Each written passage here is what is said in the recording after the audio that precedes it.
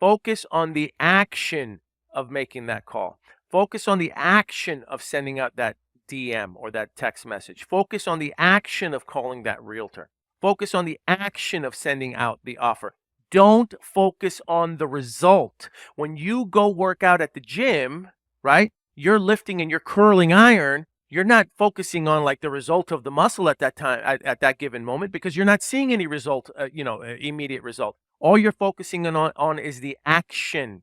When you're, doing chest presses, you're not focusing on like how big the muscle is going to look or get. You're focusing on the action. The outcome will eventually, arrive, but you need to be focusing on the action. So let's just focus on what it is that we're doing right now. I need you, all right, to make calls until one seller picks up the phone. Make calls until one seller picks up the phone and you have an actual conversation. And again, this is for the people who, are just getting started.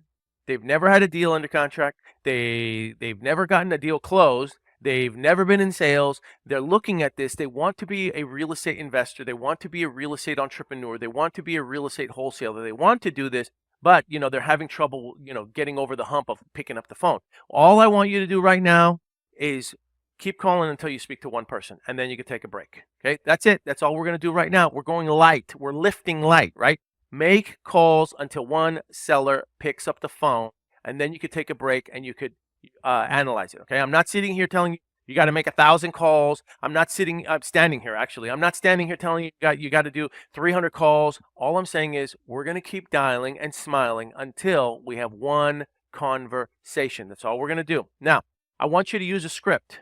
Make sure that you have some type of a script. But Paul, I don't like scripts. I don't like using scripts. I don't want to sound like a robot. I want to be me. I want to be natural.